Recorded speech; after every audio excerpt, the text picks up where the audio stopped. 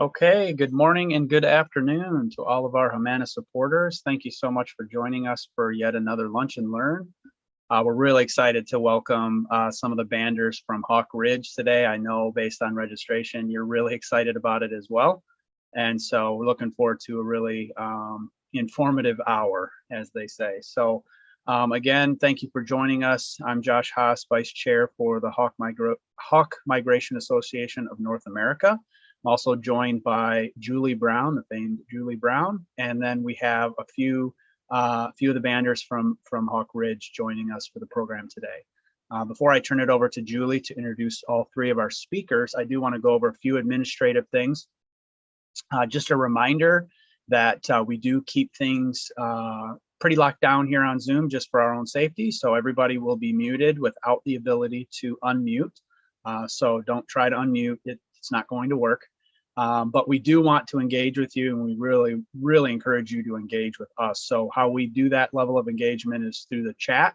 So at the bottom of your Zoom window, please feel free to open up your chat and talk with us. Tell us where you're from.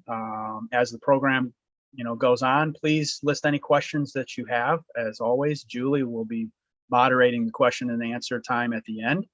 Our speakers will go roughly till about 1/4 or 10 till the hour, and Julie will facilitate the questions to the speakers.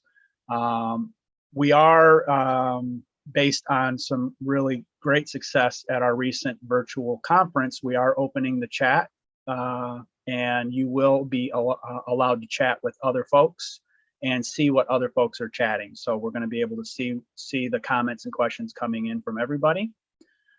And because Hawk Ridge has 3 speakers today, they'll be helping Julie to moderate the chat as well. So some things might get answered via the chat even before the end. So keep that in mind.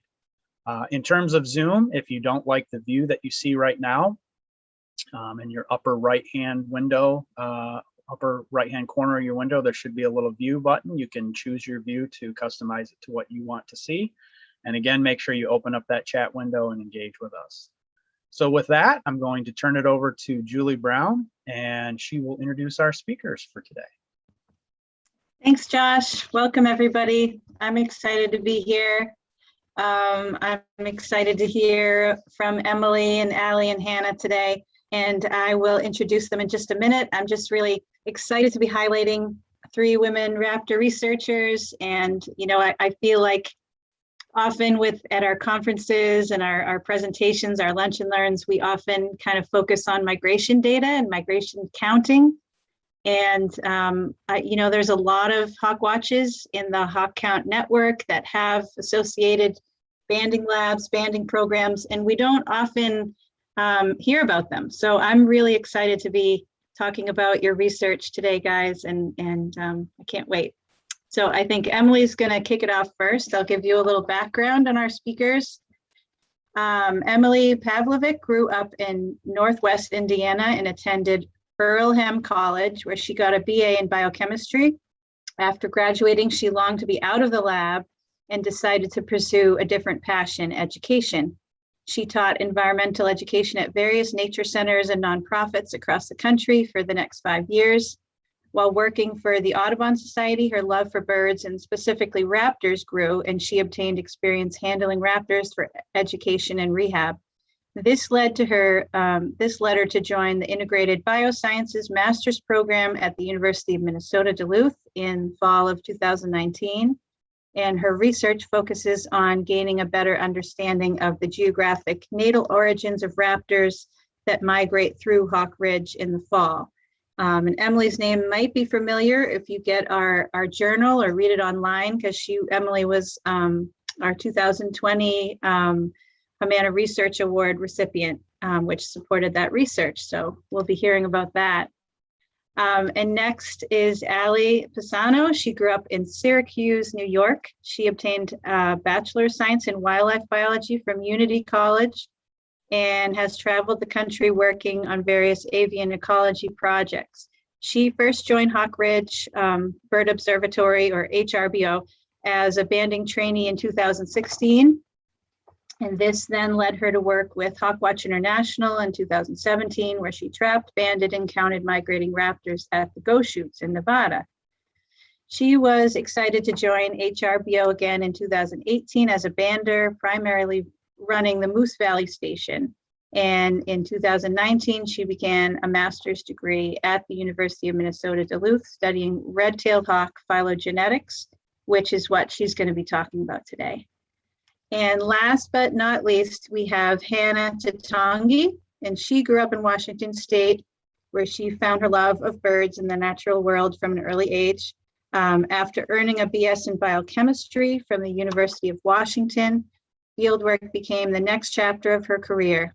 And she has previously worked at the Natural Resource Research Institute, Whitefish Point Bird Observatory, Hawk Ridge Bird Observatory, and the Institute for Bird Populations.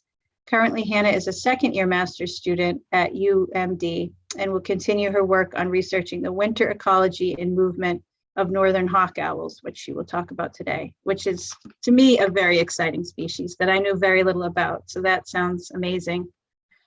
So with that, I will hand it over to you, Emily. So take it away. Great. Thank you so much, Julie, for that wonderful introduction. And thank you so much to HMANA for inviting us to speak today at the Lunch and Learn. Today, we're going to talk to you about Hawk Ridge, which is a place that's very special to a lot of people. So first today, we're going to give you an overview of what Hawk Ridge is and how it came about. Then we're going to move into talking specifically about the Hawk Ridge banding project. And we're going to focus on some of the questions that we can try to answer through banding, and also the tools that we use as researchers to answer those questions. And then finally, we're going to finish up with the most exciting part, our current graduate research projects that myself, Allie, and Hannah have been working on. So I do want to preface today by saying that I'm only going to be scratching the surface of what Hawk Ridge is and what it does. So I think it's safe for me to say that Hawk Ridge would love to do another Lunch and Learn at some point to focus more specifically on some of the broader research that we do as an organization, because there's a lot going on. So with that, let me introduce you to Hawk Ridge. So Hawk Ridge is located in Duluth, Minnesota, on the top of the basalt ridges on the westernmost tip of Lake Superior. It's a very spectacular place to witness hawk migration, as well as other migratory species moving through the area. There's a couple of reasons why Hawk Ridge is so great for witnessing migration. And probably the most obvious and the first one is that we have this very large lake located, let's see, oh, I went a little too far. There we go. This large lake, Lake Superior. And as you may know, a lot of birds don't like to cross large bodies of water. And so when birds are migrating south from Canada, they hit the northern shore of Lake Superior and are kind of funneled and directed towards Duluth. The second is that these birds rely on suitable habitat. So west of us, we have the Great Plains, which is a pretty not very good for migratory animals. Not a lot of water, not a lot of good habitat to sustain migration.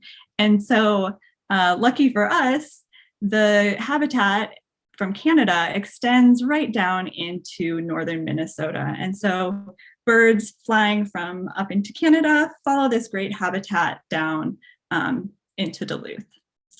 And then finally, our weather systems often help us. So when we have winds from the northwest, on those days, we will see large amounts of raptors moving through Duluth. So how did Hawk Ridge come to be? Hawk Ridge is kind of not a necessarily unique story. It began before the 1950s when Hawk Ridge was actually a popular place for hunters to practice target shooting. So you may have heard a similar story before with Hawk Mountain. And luckily, we had a group of really passionate people through the Duluth Bird Club, which would later become a chapter of the Audubon Society in Duluth. And they made city officials aware of this illegal shooting and had these rules enforced. So as a result of their efforts, we had the first Hawk Watch organized for a few days in September in 1951. And soon it became very clear that the magnitude of migration through Duluth required a more extensive and thorough counting season. So in 1972, the highest point of Hawk Ridge was purchased, and this is the land that would eventually become what we know today as Hawk Ridge Nature Reserve. 1972 was also the year that the first systematic counting of raptors, as well as the banding station at Hawk Ridge, was first opened. So eventually this land, it would become 365 acres of protected land that is what we know as Hawk Ridge today.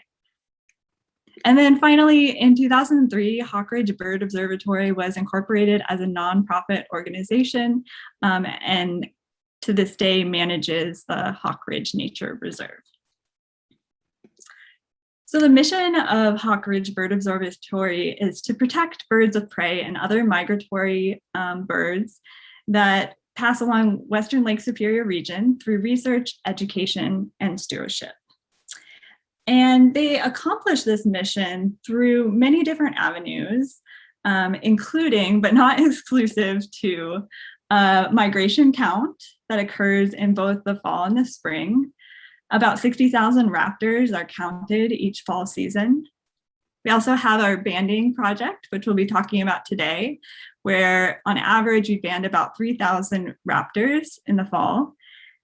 And then finally, we have an extensive naturalist program that provides environmental education to visitors and provides education year-round. On average, we have about 18,000 visitors per season, and this provides a great opportunity to allow others to learn about raptors and become as intrigued as the rest of us. So while the organization or nonprofit of Hawk Ridge Bird Observatory has only existed since 2003, this year, 2021, actually represents the 50th season of counting, banding, and educating about birds. So that's an extensive long-term data set of counting, banding, and educating people about the wonder that we think birds are. And none of this would be possible without an incredible group of staff and volunteers. I'd like to specifically thank the Executive Director, Janelle Long, and Education Director, Margie Menzies, and a definite big thank you to the Banding Director, Frank Nicoletti. This is actually his 30th season of employment at Hawk Ridge, and all of the research that you're going to see today is influenced and is because of his incredible knowledge, passion, collaboration, and commitment. We're truly lucky to have someone like Frank at Hawk Ridge.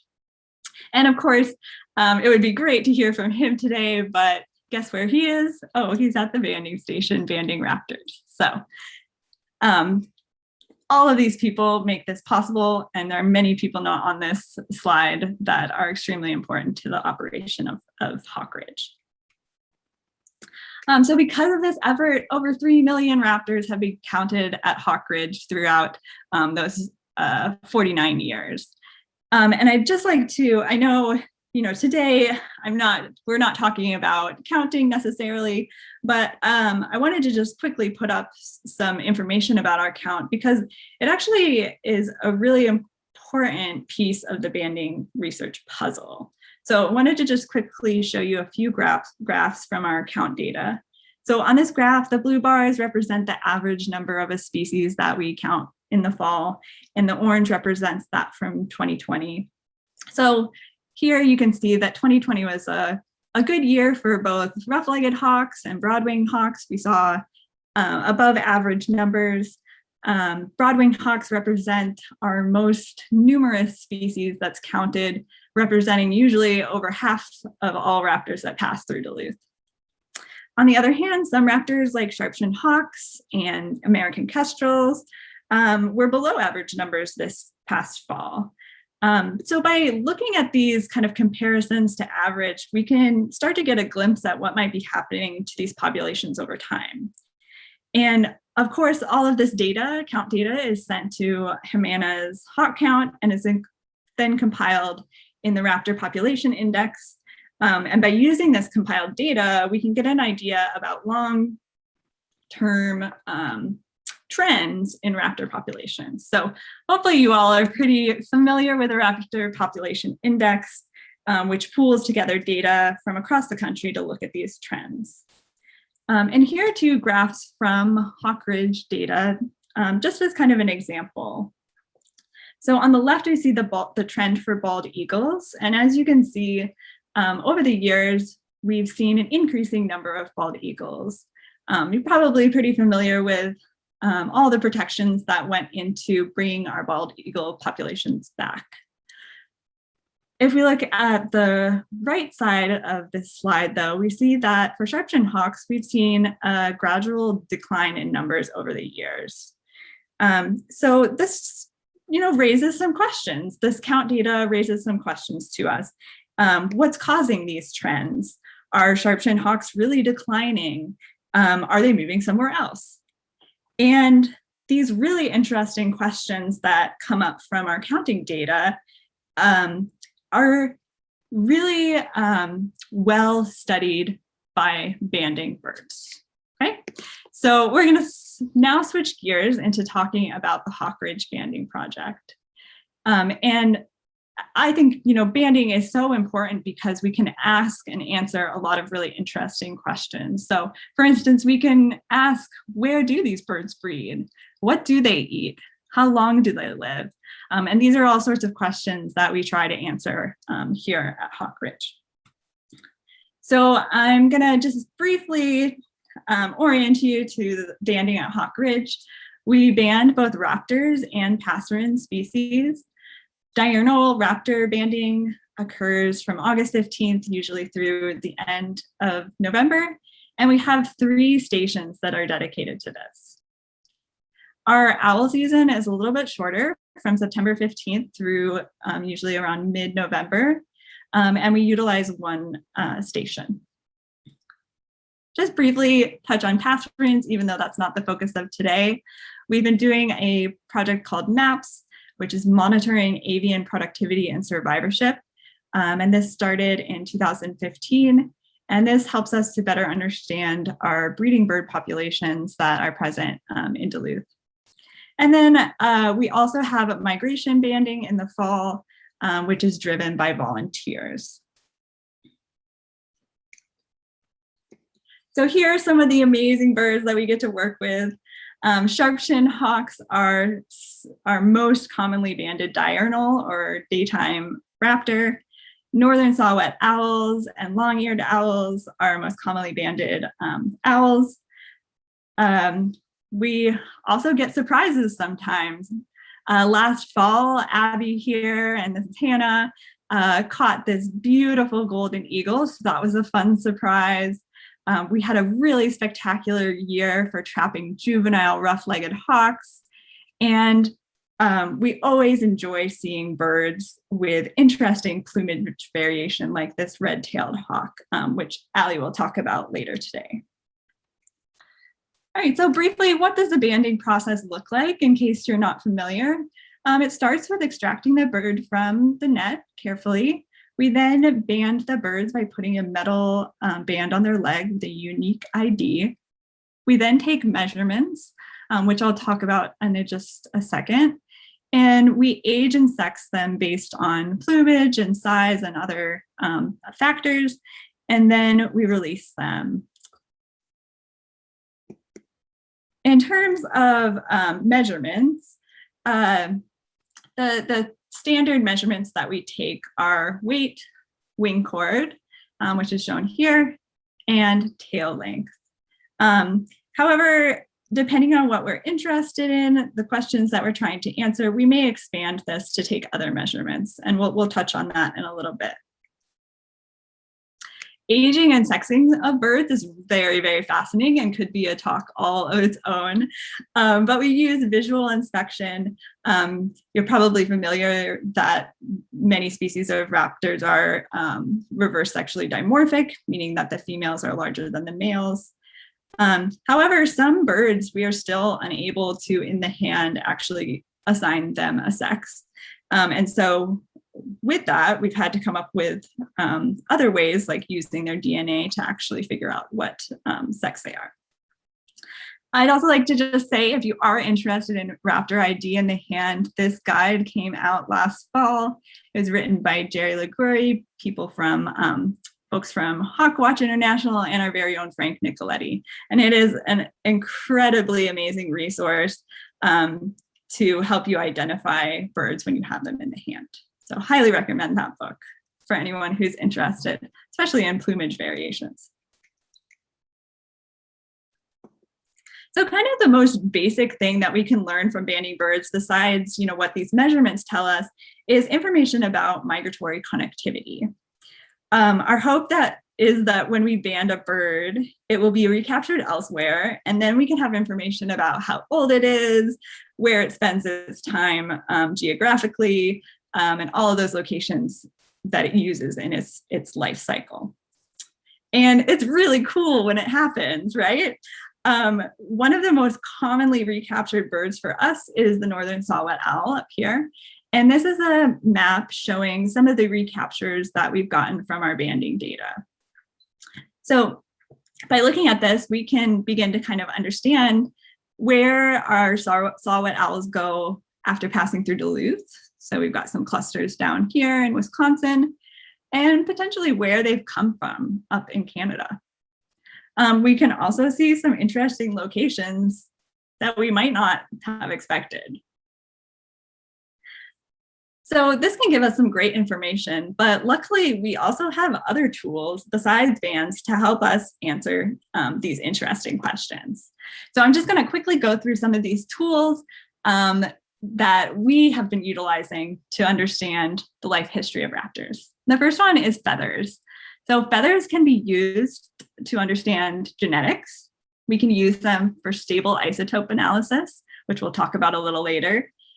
We can also use them for chemical analysis. So looking at environmental contaminants that are present in our birds.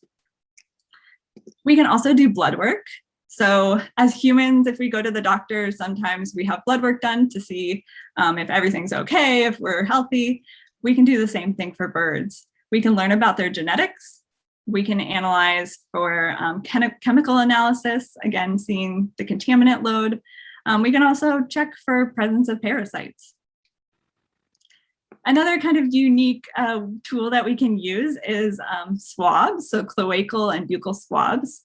We can use these to, for instance, rub on a bird's beak to see if we can get any prey DNA to learn about what those raptors have been eating during migration. And then finally, we can use technology. We can use transmitters to better understand the location of our birds throughout the whole year, as well as their movement. And obviously, this is not an extensive list of all of the tools that we have in our toolbox.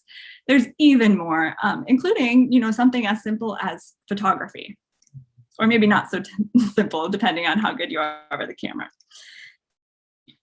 So all of these combined together give us this amazing toolbox with which we can paint a better picture of the life history of our raptors.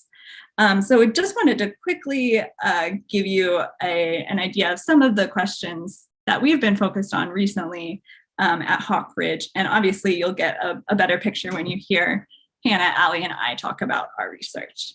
So a big focus recently has been on environmental contaminant exposure. So we've been sampling raptors for both mercury and PFAS, which is a chemical that's referred to as the forever chemical because it stays in the environment forever. We recently looked at diet analysis during migration.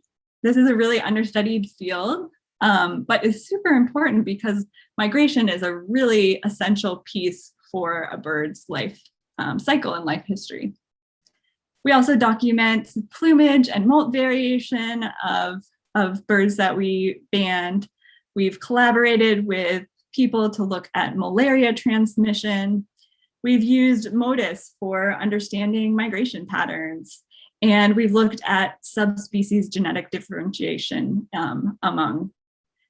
within a species. And of course, many, many more, which is why we should definitely come back and talk again.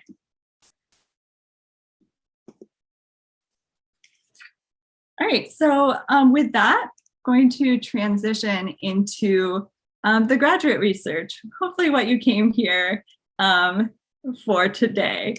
And I think my screen is being a little laggy over here. So I'll give it a second to catch up. But before I talk about the graduate research, I wanted to acknowledge that Hawk Ridge has a really amazing training program.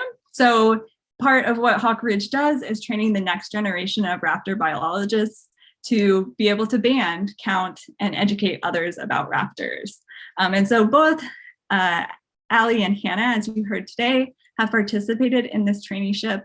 And I can tell you it's an amazing traineeship. So if you have an interest in raptors or know a young person who does, definitely direct them to this program. The other neat thing is that here in Duluth, we have the University of Minnesota Duluth, and Allie, Hannah, and I are all part of this program called the Integrated Biosciences Program. It has both master's and a PhD program, and we're advised by Dr. Matt Ederson, who is here. So all of our research has been influenced by him, and we really appreciate him. All right, so with that, I think that I will go into my own research, which hopefully, there we go, catch up. So my research that I'm going to talk with you about today, just briefly, is estimating natal origins and dispersal patterns of raptors migrating through Duluth. So the background for my project is everything that I've set up today for you. We have this extensive raptor migration, this extensive long-term data set, but one piece of the puzzle that we really don't completely understand is where these raptors are migrating from. We know that they're coming from northern Minnesota and potentially western Canada based on our banding data, but we really don't know specifically, and we also don't know the migration patterns and how they move from those geographic origins through Duluth. And all of these things are really important for understanding and protecting raptor populations. So let's take a look first at what Hawk Ridge banding data tells us. For my project, I'm looking at specifically 3 species of raptors: sharp-shinned hawks, red-tailed hawks, and northern saw-whet owls. And on this map over here, you'll see the banding data for all 3 of these species. And what's really awesome is we have a ton of return data that is south of Duluth. And this tells us a ton about where these birds are going after passing through Duluth. But what's less fortunate is that we don't have a lot of data about where they come from before migrating through Duluth in the fall. And so we can utilize some tools to help us to create this connectivity between these 3 locations: breeding, migration, and wintering areas. So some of these tools I've already talked about. We can use band return data, we can use transmitters, genetics, we can use occurrence data. But today I'm going to talk to you about specifically stable isotope analysis. All of these are really great tools, and so all of them combined create the most full picture. But for my project, I'm focusing on the stable isotope analysis. So what is that? A stable isotope is kind of a variation on an element. It is the same element, has the same number of protons in the nucleus, but it has a different number of neutrons. And this addition of neutrons causes it to have a different mass. And because of those differences in mass, they actually interact differently in the environment. A heavier isotope will move more slowly and react less quickly, whereas a lighter one will be more able to move between different states. So this creates this kind of isotope composition that varies across the landscape. So if we have a bird that's breeding up here in Canada, when it molts its feathers and regrows a new one, it is going to have that chemical composition locked into its feather. Then when it moves to a new location, it's going to retain that information in its feathers because feathers are an inert thing that doesn't change. And so what we can do is during migration, we can take a feather sample from a bird and we can analyze it and we can trace it back to its original geographic location. So the two main objectives for my research are to estimate natal origins of these birds that are moving through Duluth in the fall, and then to identify dispersal patterns. So are birds that are coming from further north, moving through Duluth, after those that are coming through the south, vice versa? Are these things changing based on sex? And many, many other questions. So I'll just give you a quick update on what I've done. This past fall semester, I collected over 900 feather samples from juvenile raptors. I processed those samples and sent some of them for analysis. Unfortunately, I have had some delays due to COVID and have not received the data back yet, but I am really looking forward to getting that back so I can start on the analysis. And I'd like to really just give a great thank you to your support, HMANA, for helping to fund this project. And I can't wait to have the results to tell you more about my findings. So with that, I think I am out of time and I'm going to pass the baton over to Allie to tell her so that she can tell you about her research project. Thanks, Emily. Can everyone hear me okay? All right, awesome, thanks. So as previously mentioned, I'm Allie Pesano, and I will be presenting to you about my master's research, determining phylogenetic and geographic origins of dark morph red-tailed hawks migrating through Minnesota. Next.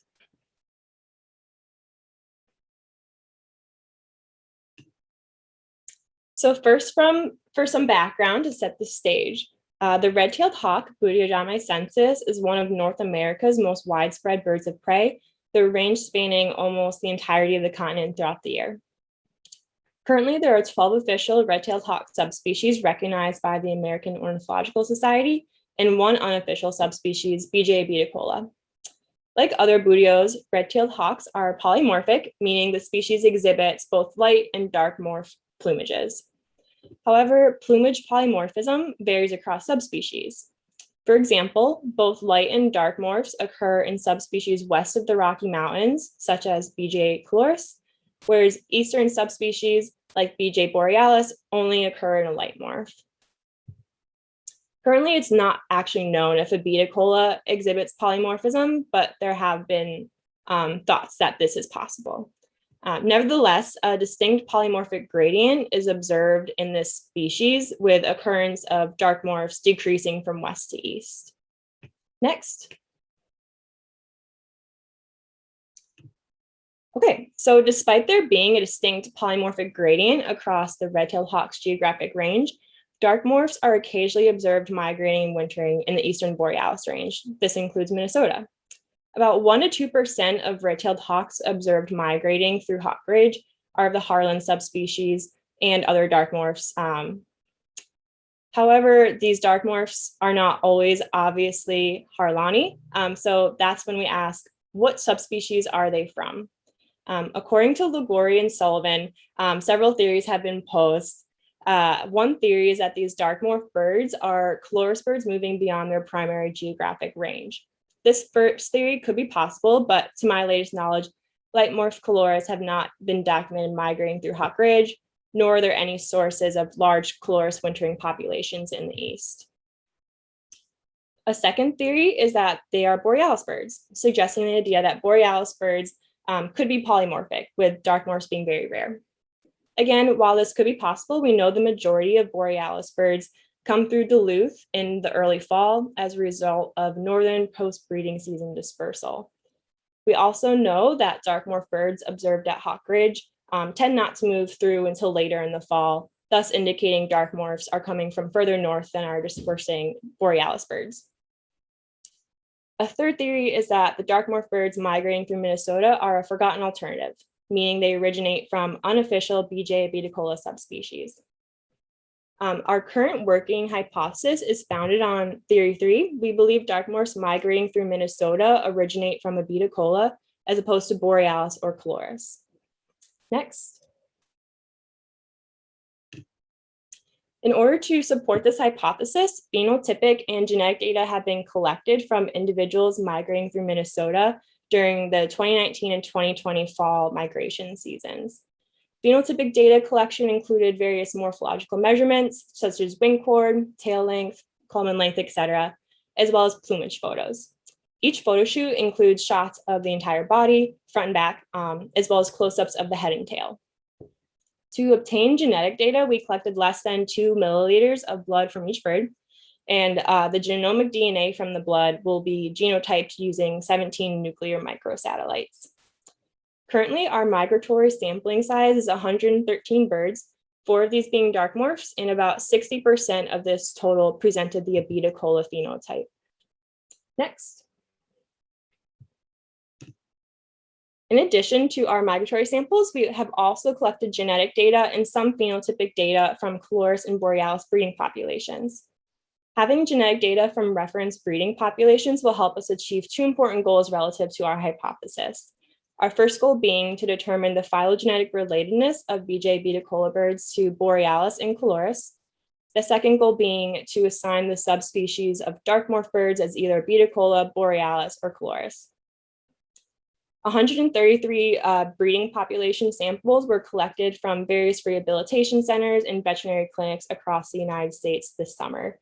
And we currently have 22 Coloris samples collectively from California, Oregon, and Washington, and 111 borealis samples collectively from Delaware, Illinois, Iowa, Minnesota, Missouri, North Carolina, Ohio, South Carolina, Vermont, and Virginia. Next. Furthermore, we are collecting spatial data from adult dark morphs.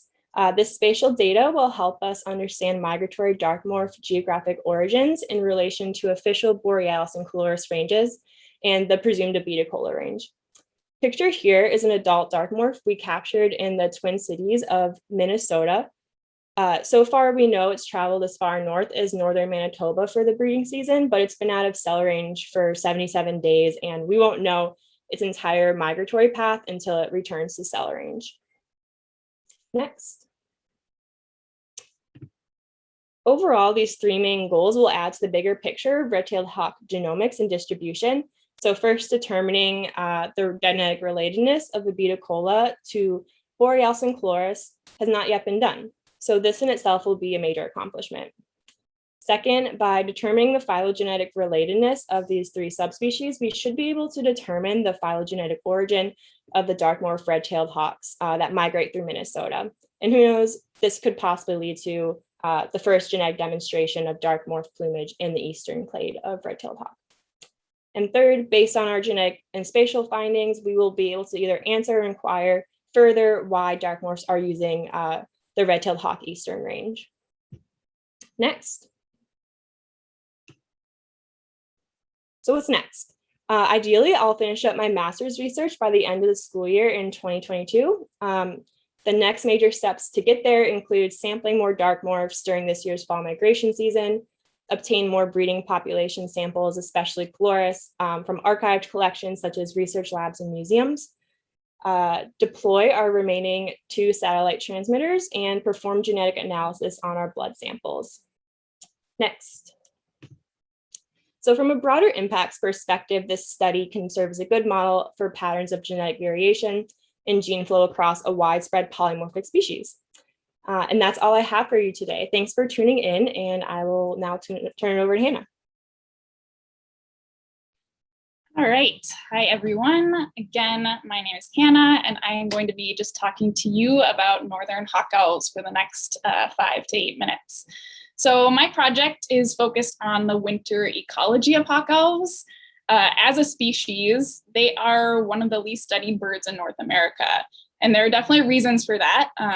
Like Julie was saying, a lot is really unknown. And part of that is because they are a low density species, which means there might not be a ton of them, even in the habitats that they are residing in. And in those habitats themselves, a lot of times they're in remote areas that researchers have a hard time getting to.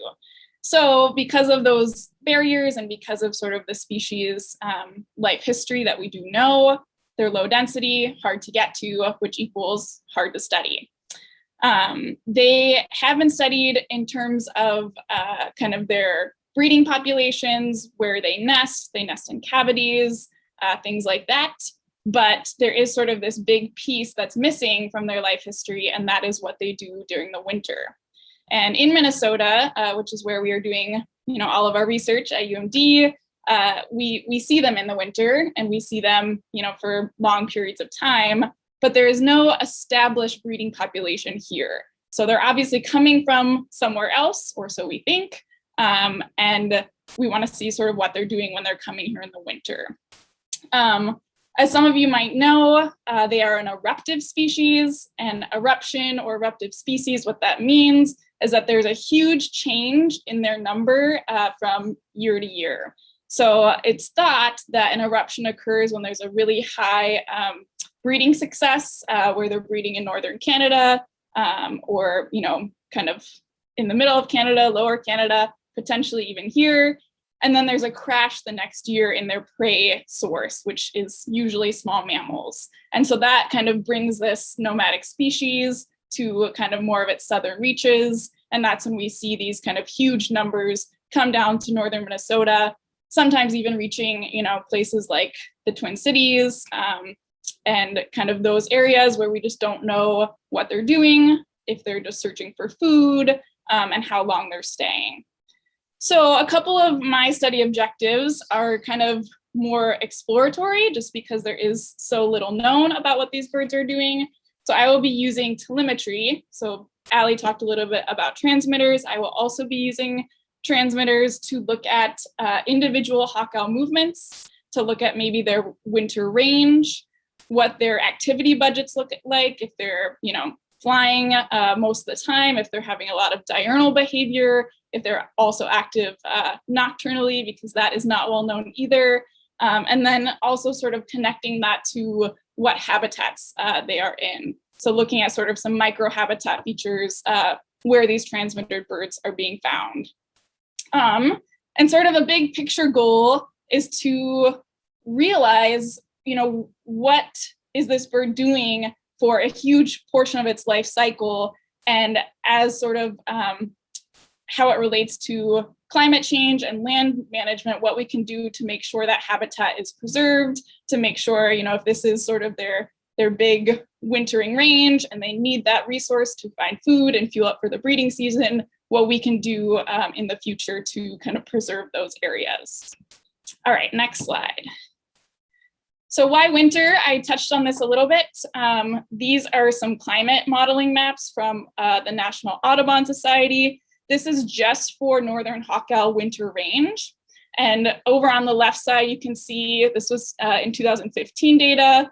The right side is modeled to 2080. So kind of a big difference, but a lot of us will still be here in 2080. And as you can see, based on this yellow kind of map on the left side, this is the hawk owl's current sort of winter range. So this is where they are found. And this kind of dips down, you can see in Minnesota, to that kind of bottom part of the boreal forest. where if you look, fast forward to 2080, in that red area, you can see that all of the red highlighted area will be gone by 2080, and that's 72% of their current range. They are gaining some area, so they're basically moving farther and farther north, but about 20% of their total kind of habitat area based on climate will be gone in just that short amount of time. And all of their habitat will be gone in northern Minnesota. So they are definitely a climate vulnerable species, and specifically in the winter, kind of looking at what climate change is doing. As I'm sure you guys can see some effects from really hot summers, potentially really cold winters, and just sort of what those extreme climate things are doing to the habitat and the ability for these birds to be here. Next slide. So kind of getting to the meat of the project, data collection and transmitter use. What we'll be doing is this year, we'll be hopefully deploying 10 transmitters. As many of you know, a lot of this work is based off of the birds. And so last year, there was sort of a very low number of hawk owls. We did manage to catch 2, but because of some COVID delays, we're working again with the company that Allie is working with, Cellular Technologies. They had some issues with getting the transmitters ready to go, and we only caught 2 birds. So unfortunately, we don't have any pilot data from last year, but we're hoping this year is supposed to be one of those eruption years. We're hoping to deploy 10 transmitters to get an idea of what these birds are doing. So as you can see pictured, we will also band these hawk owls. We'll take wing measurements, weight, and make sure we are being able to determine all aspects of the hawk owl while also putting on a transmitter. Transmitters are a really useful tool. Project Snowstorm is a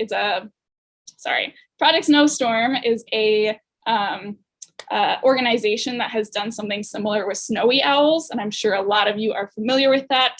But basically, they wanted to see what snowy owls were doing, not necessarily just in the winter, but during their full life cycle, because they are also a really nomadic species of owl.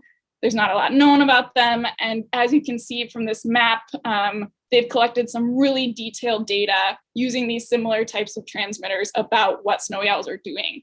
And what they found is some of them stay in one area in the winter for a long time and have that territory set up. So that is one thing we were trying to figure out using this type of technology.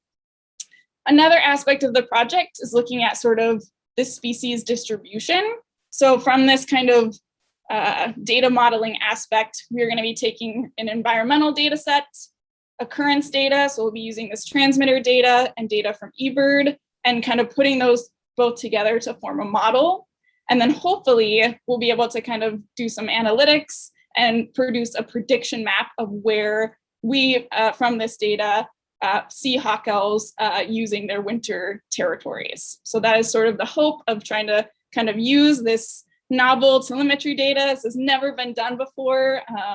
So transmitters have never been used on hawk owls. So we're trying to kind of figure out the best way to use that data and create something that can be used in the future to predict sort of those knowledge gaps of where these birds are in the winter, what their range looks like, what habitat they're residing in, and things like that. So that is sort of the information that it can tell us.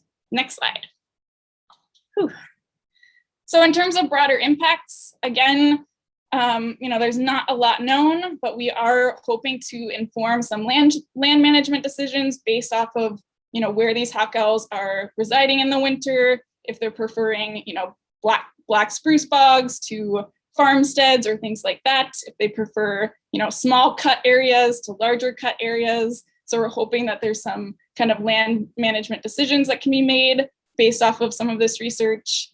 It's going to be novel life history information. So it's a really nomadic species. It's one of those, apex predators that a lot of people are really drawn to. So we want to know as much as we can about them. And then also sort of looking at that kind of habitat selection, climate change modeling, and trying to understand what these birds are doing, especially in the winter in Minnesota. All right, next slide. Sorry, I know we're almost out of time. I'm trying to talk fast.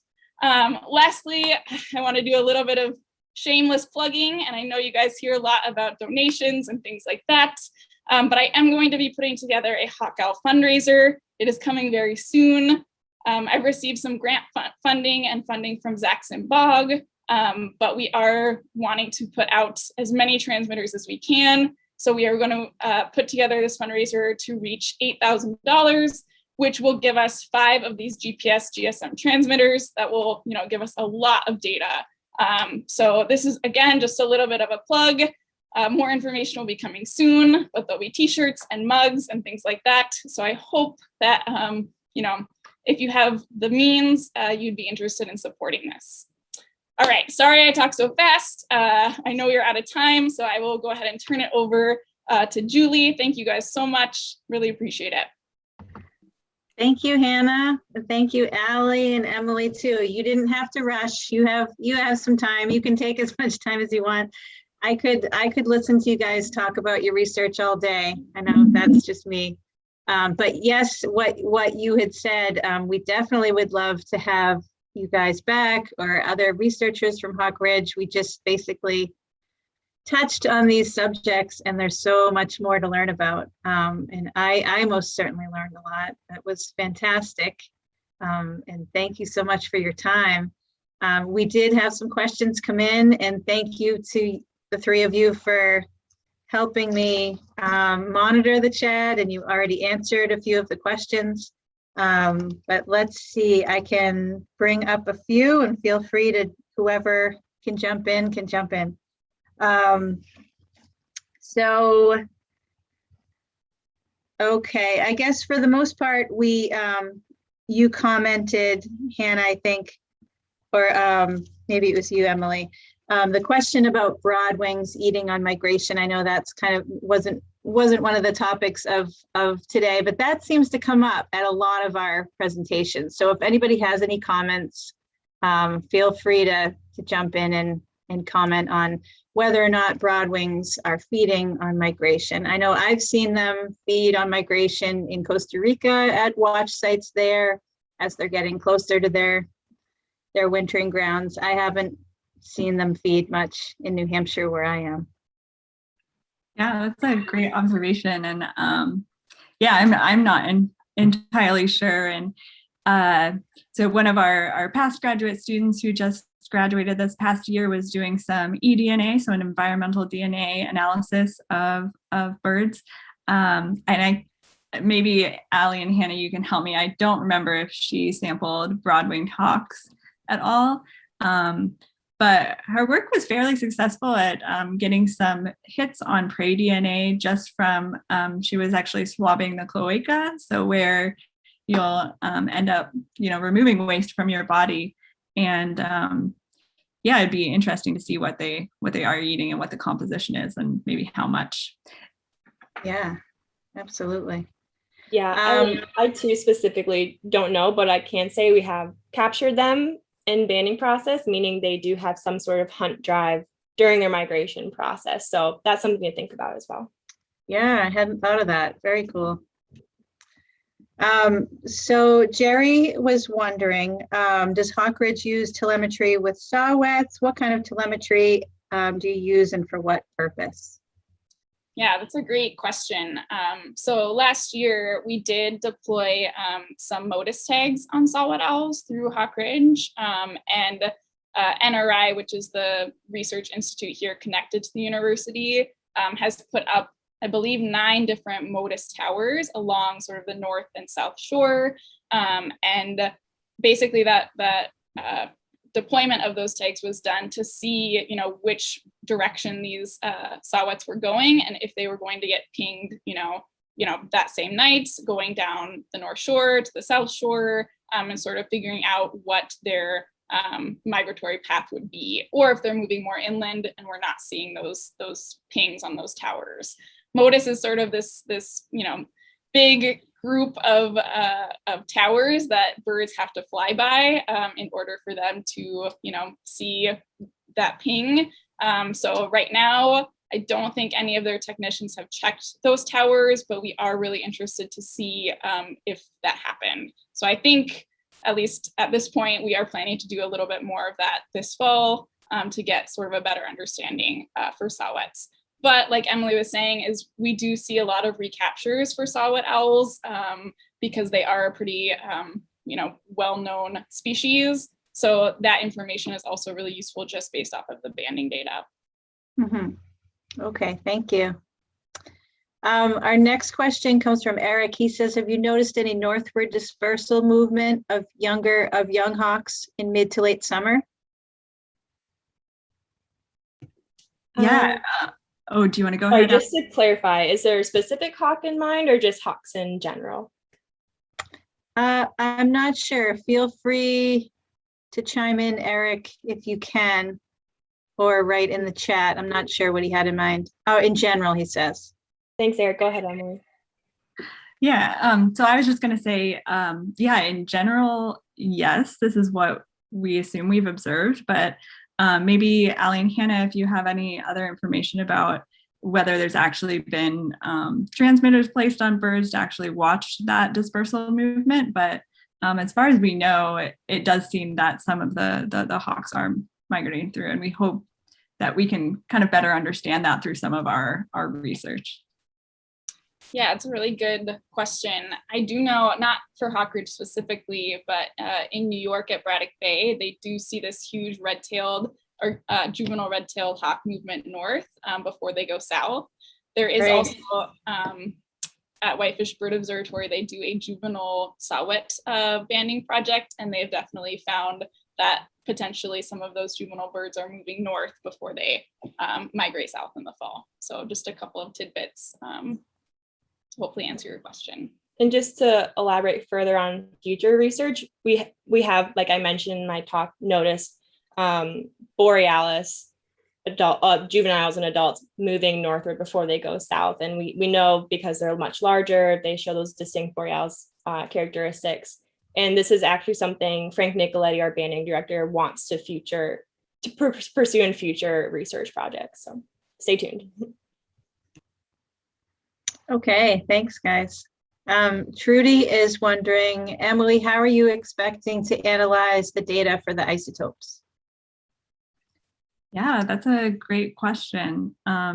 So part of it with determining geographic origin will involve taking the data from those individuals, creating what's called an isoscape, which is a fancy word for an isotopic landscape of kind of similar to what I showed on that one slide, to create a kind of known gradient of isotope values for those birds in specifically, so specific species.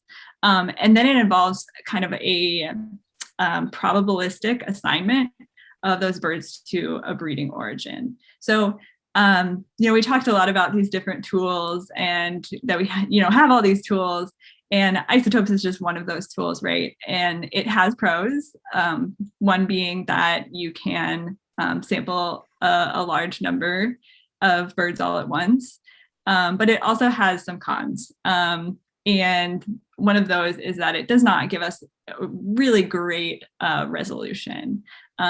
If we could put transmitters on every single bird in the world, that would be ideal. But isotopes definitely has the power to tell us interesting things about where birds are coming from, and also things like trophic ecology. Hope that answered your question. Thanks, Emily. John is mentioning that his cell tech unit information for a golden eagle he banded in Cape May was very revealing on life history, a very useful tool, he says. And then we have another question. I've got a pretty simple question for people more experienced than I am, but I wonder, how do you catch all those big birds? To catch passerines, for instance, let's see, hold on. Catch passerines, for instance, it's enough to use a net with special pockets, but it doesn't work well with bigger birds. Does anyone want to walk them through that process? Sure, I can do that. So it starts off by obtaining the proper permits.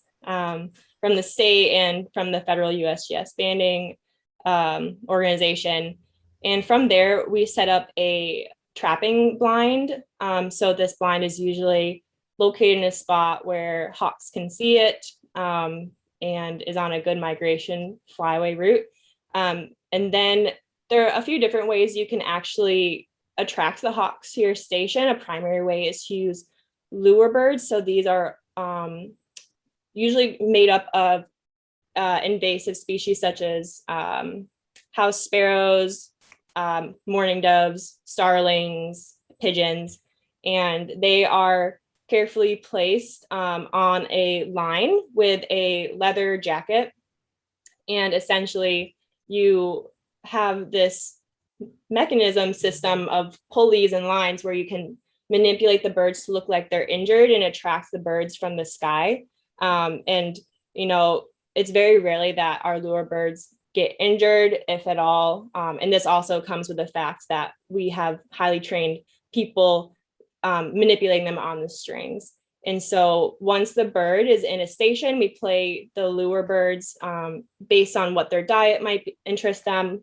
And then we have different nets set up, as Emily mentioned, and hopefully they will not see the net and get caught in either a mist net or a dokaza, which is a collapsible wall essentially, or a bow net. So once a bird essentially latches on to the leather portion of a lure bird's vest, we can reel it in and then flip a bow net over it.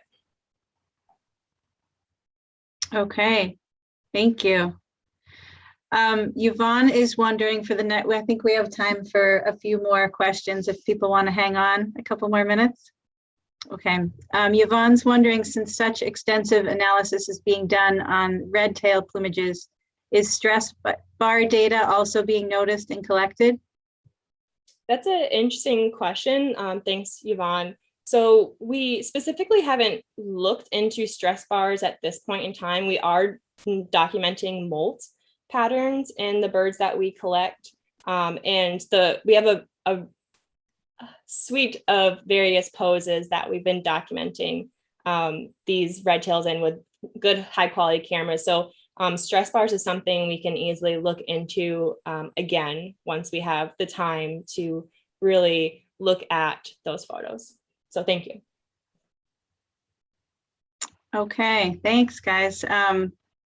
David is wondering, same question I was going to ask you guys, what leads Hawk Ridge to believe that this will be an eruption year? You know, what food characteristics are you looking at that kind of clue you in on that? Yeah, that was a good question. And I was just trying to type up a response just in case we didn't have time. So from past eruptions, it is thought that about every 10 years for hawk owls specifically and great grays, there should be some sort of eruption. And that's due to looking at sort of red-backed vole specifically, or metal vole cycling. The last big eruption was in 2004 to 2005, which I'm sure a lot of you remember. So we are really overdue for something like a large eruption. So part of it is hoping, part of it is sort of looking at that past data. We saw a really small number come through last winter. So we're hoping, you know, that meant that there was a lot of food up there. They had a really good breeding season this past season. And then we will see a large number moving farther south this winter. But again, birds do what they do. So we will see if that's the case, and fingers crossed for a larger eruption this winter. Yeah, fingers crossed. I want to see some in New Hampshire. That's always one of the few species I will actually chase if they show up in our state. That's awesome.